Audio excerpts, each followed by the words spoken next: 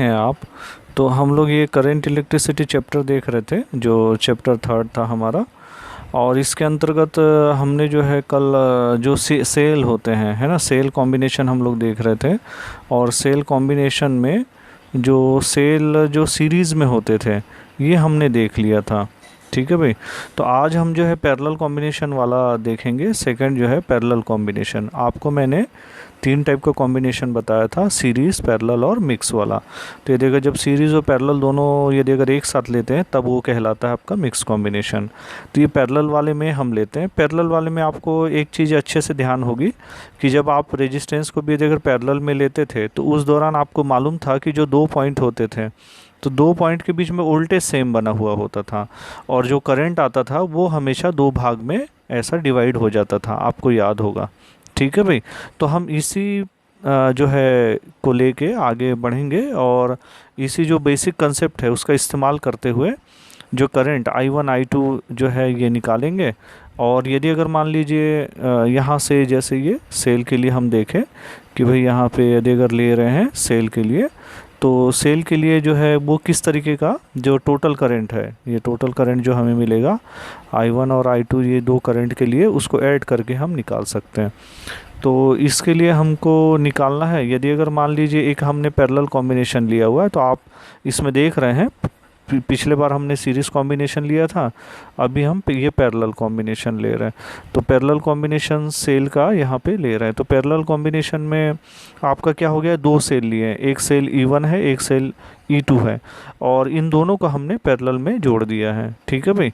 तो चूंकि ये प्लस टर्मिनल हो गया, और यहाँ ये भी ध्यान दें कि इसका प्लस से प्लस टर्मिनल है और ये माइनस से ऐसा माइनस टर्मिनल हमने कनेक्ट किया हुआ है।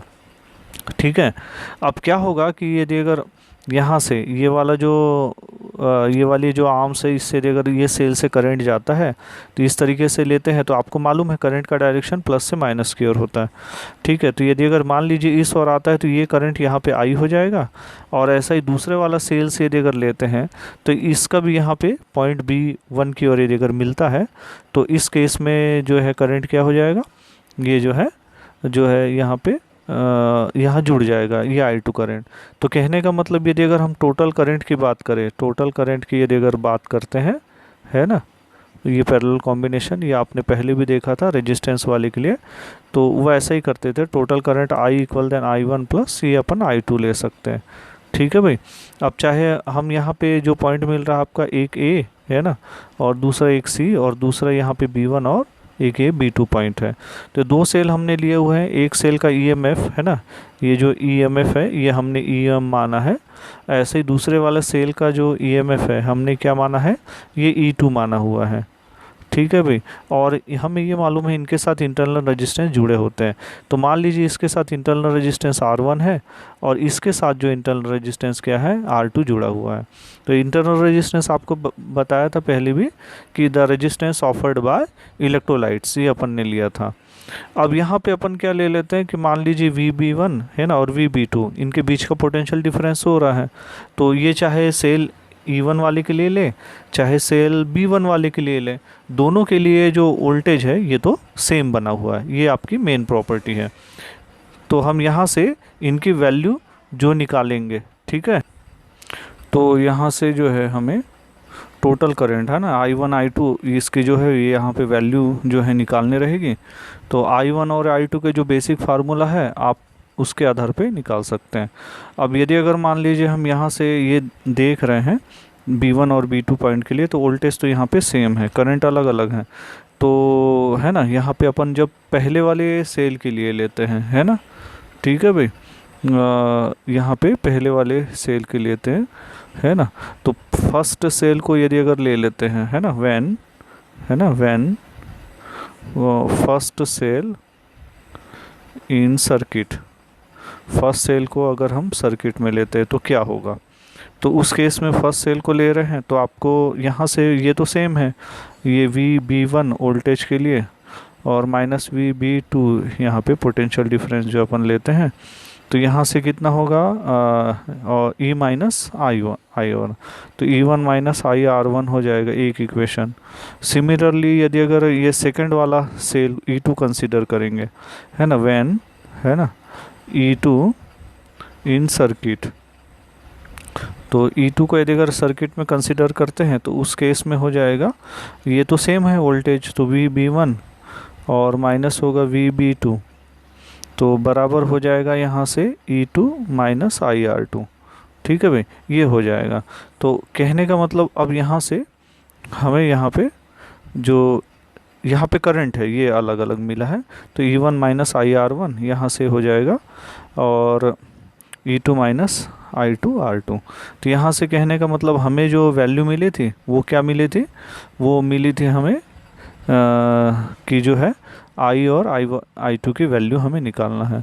तो ये वाला जो यहाँ पे कॉमन वोल्टेज हो रहा है ये वाला, तो इसको हम क्या मान लेते हैं, V मान लेते हैं दोनों वोल्टेज को, चूँकि ये कॉमन हो रहा इसलिए V मान लेते हैं। ठीक है ना भाई। तो अब हम जो है यहाँ से फार्मूला को इसको सिंप्लीफाई करते हैं, है ना। तो यहाँ से जब अपन ने फर्स्ट सेल को माना हुआ है तो आपका ये मिला हुआ है E1 माइनस IR1, और E2 को यदि अगर माना है तो यहाँ से हमें, है ना, VB1 माइनस B2 में E2 और IR2। तो हमें यहाँ से पहले I1 की वैल्यू निकालनी है।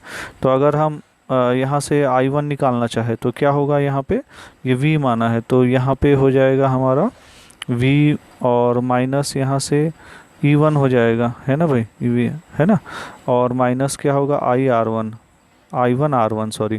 अब यहाँ पे क्या करें हम, जो है यहाँ से नेगेटिव को मल्टीप्लाई कर दें तो यहाँ से होगा E1 माइनस V हो जाएगा, और बराबर हो जाएगा I1 और R1। चूँकि हमें I1 निकालना है तो I1 बराबर हो जाएगा यहाँ से, I1 बराबर हो जाएगा यहाँ से E1 माइनस जो है V ले सकते हैं, और डिवाइड बाय हो जाएगा यहाँ से R1। ठीक है, ये आ जाएगा। ठीक है, एक इक्वेशन। तो सिमिलरली दूसरे वाला भी वैसे ही हो जाएगा।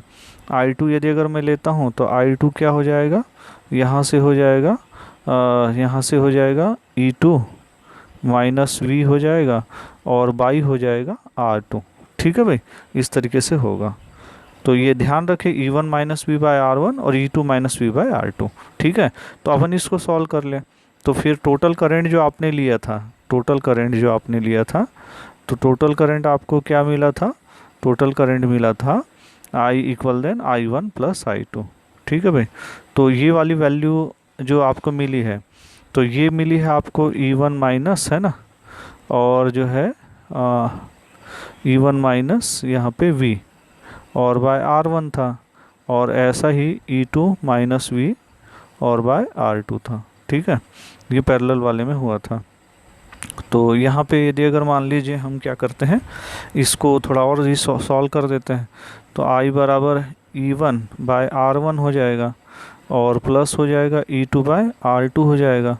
और तो एक ब्रैकेट में ले लें, दूसरा माइनस ले लें, माइनस कॉमन ले लें, है ना, तो और V बाहर ले लें, तो ब्रैकेट में यहाँ से कितना हो जाएगा, 1 bye R1 plus 1 bye R2 हो जाएगा। ठीक है भाई। तो इस तरीके से हमको ये फार्मूला मिल जाएगा। तो ये वाले फार्मूले में आप यहाँ पे यदि अगर यहाँ पे जो है देखें, है ना, कंपेयर करें करंट वाली के, तो E1 bye R1 E2 bye R2। तो इस तरीके से यदि अगर मान लीजिए n नंबर ऑफ़ सेल अगर लगे हुए हैं, n नंबर ऑफ़ सेल यदि अगर लगे हुए हैं, तो हम जो है यहाँ से देख सकते हैं उनका जो ये हो रहा है EMF जो हो रहा है, E1 R1 E2 R2 ऐसा मिलेगा, और रेजिस्टेंस के लिए ये मिलेगा 1 बाय R1 1 बाय R2। तो यदि अगर मान लीजिए हम इसको उसके फॉर्म में लिखना चाह रहे हैं, V equal then E equivalent minus IR equivalent, तो इसको थोड़ा सा हमको चेंज करना पड़ेगा। कहने का मतलब है उस केस में हमें V की वैल्यू निकालनी पड़ेगी। तो V की वैल्यू यदि अगर हमें निकालना है तो हम एक काम और कर सकते हैं, इसको इधर ट्रांसफ़र कर दें। तो यदि अगर इसको इधर ट्रांसफ़र कर देते हैं तो V और यहाँ पे 1 बाय R1 प्लस 1 बाय क्या होगा R2 हो जाएगा, और तो ये इधर पॉजिटिव बन जाएगा। फिर यहाँ से E1 bye R1 plus E2 bye R2 हो जाएगा, और फिर माइनस ये है ना, ये इधर चला गया, ये इधर आ गया, तो माइनस I ऐसा हो जाएगा। ठीक है भाई। अब ये तो वैल्यू मिल गई। अब यहाँ से इसको थोड़ा सॉल्व करना है हमको, है ना। तो यदि अगर इसको सॉल्व करते हैं तो ये कैसा हो जाएगा आपका, इसको जो है आप इसको LCM लेके हम इसको सॉल्व कर सकते हैं। ठीक है भाई। तो इसको किस तरीके से हो जाएगा ये देखें आप, है ना। तो यहाँ से यदि अगर आप एलसीएम लेते हैं तो क्या हो जाएगा यहाँ पे देखो इस केस में, तो यहाँ पे हमको ये एक्सप्रेशन मिला है V1/R1 प्लस 1/R2, और यहाँ पे E1R1 प्लस E2R2 और माइनस आई लिए थे। अपन क्या करें, इसका एलसीएम निकाल दें। तो एलसीएम यदि अगर निकालेंगे तो ये होगा R1R2 हो जाएगा, और यहाँ से होगा R2 प्लस R1 हो जाएगा। ठीक है भाई। अब ऐसा इधर सॉल्व करें तो यहाँ पे क्या होगा, ये होगा R1R2 एलसीएम में, और E1 जो है R2 प्लस हो जाएगा E2R1। ठीक है भाई, ये मिल जाएगा, और माइनस आई तो अभी ऐसा ही है। अब हम क्या करें, है ना, इसको मल्टीप्लाई कर देते हैं। तो यहाँ पे V कर देते हैं, V बराबर बस निकालना है। तो E1 यहाँ पे R2 प्लस E2R1 हो गया, और प्लस R1R2 हो गया, ये मिल गया। और अगर हम इनटू कर देते हैं तो यहाँ पे होगा R1R2, और फिर हो जाएगा यहाँ पे R1 प्लस R2, ये हमें मिल जाएगा। ठीक है। और माइनस आई के साथ अगर हम करते हैं मल्टीप्लाई तो R1R2 होगा और R1 प्लस R2 होगा। ठीक है भाई। तो यहाँ से ये तो आप देख रहे हैं R1R2 ये मल्टीपल फॉर्म में है, ये तो कैंसिल आउट होगा, और अपॉन में जो है ये आ जाएगा। ठीक है, और आई के साथ इतना जुड़ जाएगा। क्लियर है। तो अपन एक स्टेप और इसमें और लिख सकते हैं। ठीक है भाई। तो यहाँ से अगर सिंप्लीफाइड करें तो V equal then E1R2 plus E2R1 और R1 प्लस R2, और यहाँ से माइनस आई आ रहा इक्वल देन ये जो मल्टीप्लाई था R1 प्लस R2 आ जाएगा। तो ये यहाँ से फॉर्म होगा। तो ये रिप्लेस करने पे जो रिप्लेस हमने किया है तो V equal then E minus I R ये अपन कह रहे हैं। तो ये जो V इक्वलेंट हो रहा है और ये E इक्वलेंट बोले, तो E इक्वलेंट की यदि अगर बात करें तो इस केस में ये E इक्वलेंट की जगह आ रहा है। तो E इक्वलेंट इक्वल देन कितना हो गया आपका E1R2 प्लस जो है E2R1 और R1 प्लस R2 हो जा रहा है। और ऐसा ही यदि अगर रेजिस्टेंस के लिए बात करें, ये R इक्वलेंट के लिए बात करें तो R इक्वलेंट कितना हो रहा है, ये R1 R2 हो रहा है और R1 प्लस R2 हो रहा है। ठीक है भाई। तो इस तरीके से हमको मिलेगा। तो इसका जो दूसरा सिंप्लीफाई फॉर्म है वो ज़्यादा जो है हमको इजी पड़ता है, दूसरा जो सिंप्लीफाई फॉर्म है, और वो कौन सा वाला है, वो आपका ये वाला है कि भाई जो R इक्वलेंट इक्वल देन हो रहा है 1/R1 1/R2 से लेकर कितना ये 1/Rn तक था। तो ये वही फॉर्म है जो आप देखते हैं। यदि अगर मान लीजिए कुछ रेजिस्टेंस आपके हैं और जो कि किस में लगे हुए हैं, पैरेलल कनेक्शन में है, तो उस समय उनका इक्विवेलेंट रेजिस्टेंस हमें क्या मिलता था, ये पैरेलल वाले में इस तरीके का मिलता था। ठीक है। बट इसमें जो है रेजिस्टेंस के साथ में क्या लगे हुए हैं, जो आपके सेल भी लगे हुए हैं। ठीक है। तो इसमें आपका जो सेल के लिए E इक्विवेलेंट मिला गया है और R इक्विवेलेंट मिल गया। तो यहाँ पे आपने देखा था E1R1 और E2R2। तो कहने का मतलब यदि अगर इस तरीके से n नंबर ऑफ सेल लगे हैं तो EN/Rn तक के इस तरीके के सेल लगे रहेंगे। तो इस तरीके से क्लियर है। यदि अगर मान लीजिए सेल जो है पैरेलल कॉम्बिनेशन में इस तरीके से लगे हुए तो उस केस में हो जाएगा। दूसरा चीज़ हम ये ध्यान दें, है ना, कि हमने क्या लिया था सर्किट में, जो सेल है E2 सेल जो है वो प्लस के प्लस में और माइनस के माइनस में लगे हुए थे। अब यदि अगर मान लीजिए कि जो E2 टर्मिनल वाला है, यदि अगर मान लीजिए वो E1 वाले के E1 का जो पॉजिटिव वाले से E2 वाले का नेगेटिव वाला है, तो इस केस में हमें जो इस फार्मूले वाले में E2 को जो रिप्लेस करना पड़ेगा किस में, माइनस E2 में, उसके हिसाब से रिप्लेस करना पड़ेगा। ठीक है भाई। तो उस केस में ये वाला जो फार्मूला हो जाएगा इक्विवेलेंट का लेंगे, आर ये वाला की जगह पॉजिटिव की जगह ये माइनस आ जाएगा। ठीक है। तो इस तरीके से सेलों का जो है कॉम्बिनेशन यानी इनके डिफरेंस के ऊपर फिर डिपेंड करने लग जाएगा। अगर प्लस से प्लस पैरेलल में प्लस से प्लस अगर जुड़ा हो और माइनस से माइनस जुड़ा हो तो, लेकिन यदि अगर वही सीरीज़ वाले में लेते थे तो प्लस से माइनस फिर माइनस से प्लस इस तरीके से सेल को जोड़े रखते थे। लेकिन अगर पैरेलल वाले कॉम्बिनेशन में है तो प्लस से प्लस वाला ही ऐसा जुड़ के हो जाएगा। तो ये जो है काफ़ी जो है इम्पॉर्टेंट जो है ये जो है सेल का कनेक्शन का है। क्योंकि इसका जो यूज़ होगा आपका ये किरचॉफ रूल्स के लिए इस्तेमाल होता है। किरचॉफ रूल्स जो है कॉम्प्लिकेटेड सर्किट में करंट वगैरह की वैल्यू निकालने के लिए इस्तेमाल होते हैं। ठीक है भाई। तो सिंपल जो रूल्स है उससे तो आप जो है रेजिस्टेंस निकाल सकते हैं सीरीज़ वाले।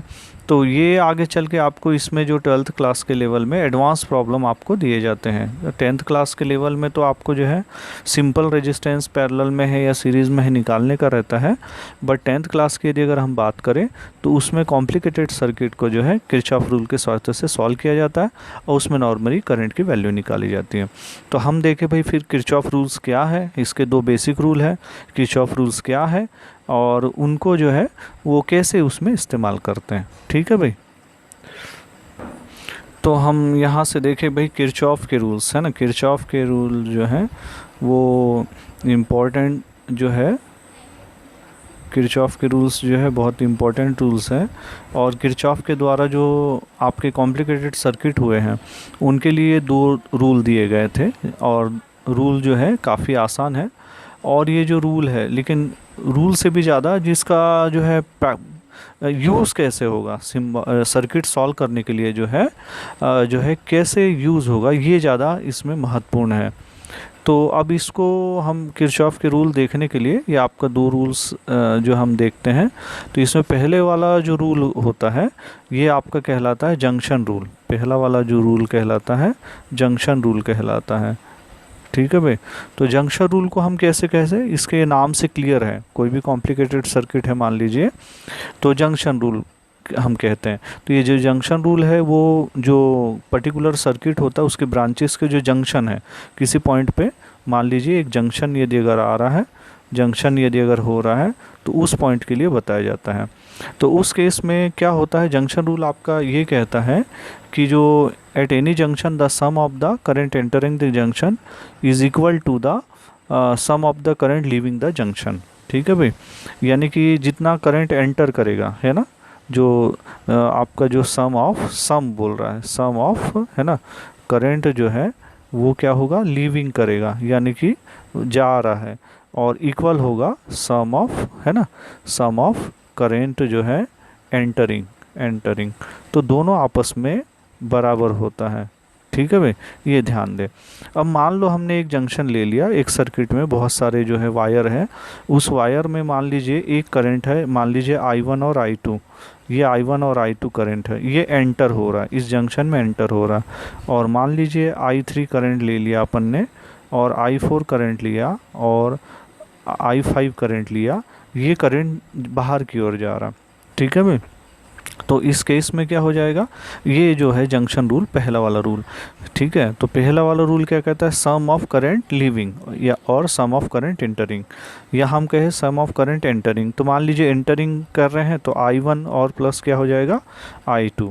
तो ये वाला जो करंट क्या हो जाएगा, sum of current entering I1 plus I2 है, तो ये किसके इसके बराबर हो जाएगा। और दूसरा वाला जो है सम ऑफ करंट लीविंग, जो बाहर चला जाएगा। तो बाहर कौन सा हो रहा है यहाँ पे, ये यहाँ पे I3 और प्लस क्या हो जाएगा I4 होगा, और प्लस I5 हो जाएगा, ये आपस में बराबर होता है। तो कहने का मतलब ये, अगर मैं इसको ट्रांसफ़र कर दूँ तो होगा I1 प्लस I2 हो जाएगा, और माइनस हो जाएगा I3 माइनस I4 होगा, और माइनस क्या होगा I5 होगा, तो बराबर क्या होगा 0 होगा। तो इसका मतलब ये होता है कि यदि अगर कोई भी करंट है ना, यदि अगर एंटरिंग कर रहा है तो उसको हम क्या डायरेक्शन लेते हैं, उसको पॉजिटिव लेते हैं, ये एक इम्पॉर्टेंट फैक्टर है। और यदि अगर ये बाहर की ओर जा रहा है तो उसको हम क्या ले लेते हैं, नेगेटिव लेते हैं। ये ध्यान दे है ना, जो जंक्शन की ओर जो करंट आ रहा है उसको हम क्या करते हैं, पॉजिटिव लेते हैं, और जो बाहर की ओर जा रहा है उसको नेगेटिव लेते हैं। ये बहुत इंपॉर्टेंट है, क्योंकि जब हम सर्किट सॉल्व करेंगे तो हमें ये देखना पड़ेगा कि पर्टिकुलर जो है जंक्शन पे रूल पे कौन सा करंट एंटर हो रहा और कौन सा करंट आउट हो रहा, तब हमें इक्वेशन मिलेगी, और इक्वेशन सॉल्व करके हमको करंट की वैल्यू निकालनी होती है। तो इस वजह से आप इस चीज़ को ज़रूर ध्यान दें।